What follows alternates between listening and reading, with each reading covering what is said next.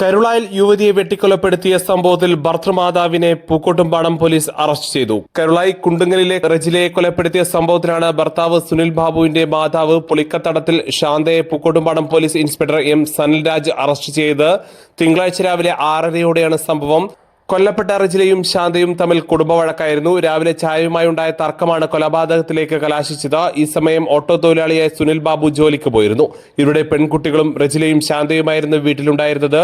വീട്ടിലെ ഗ്യാസ് അടുപ്പിൽ ചായ ഉണ്ടാക്കുന്നതുമായി ബന്ധപ്പെട്ട് റജില ശാന്തയുമായി വഴക്കുണ്ടാക്കി. ശാന്ത ഉണ്ടാക്കിയ ചായ റജില എടുത്ത് ഒഴിച്ചുകളയുകയും ചെയ്തു. ഇതിൽ പ്രകോപിതയായ ശാന്ത പുതുതായി മൂർച്ച കൂട്ടിവെച്ച അരുവ കത്തി ഉപയോഗിച്ച് വെട്ടുകയായിരുന്നു. സംഭവസ്ഥലത്ത് വെച്ച് തന്നെ റജില മരണപ്പെട്ടു. രാവിലെ തന്നെ പോലീസ് കസ്റ്റഡിയെടുത്ത ശാന്തയുടെ അറസ്റ്റ് ഉച്ചയ്ക്ക് 2:30യോടെയാണ് രേഖപ്പെടുത്തിയത്. നിലമ്പൂർ ജില്ലാ ആശുപത്രിയിൽ വൈദ്യപരിശോധനയ്ക്ക് ഹാജരാക്കുകയും പിന്നീട് നിലമ്പൂർ കോടതിയിൽ ഹാജരാക്കുകയും ചെയ്തു. തുടർന്ന് കസ്റ്റഡിയിൽ വാങ്ങുന്ന പ്രതിയുമായി വൈകിട്ടോടെ പോലീസ് തെളിവെടുപ്പ് നടത്തും. SI അബ്ദുൾ നാസർ, ASI ജാഫർ, CPOമാരായ ഷബ്ന, ജംഷാദ്, സിയാദ്, ജിഷ, അനിൽ എന്നിവരാണ് അന്വേഷണ സംഘത്തിലുള്ളത്. News now, Karulai. സ്വന്തം ഹൈസ്പീഡ് ഇന്റർനെറ്റ്, നമ്മുടെ സ്വന്തം ഇന്റർനെറ്റ്.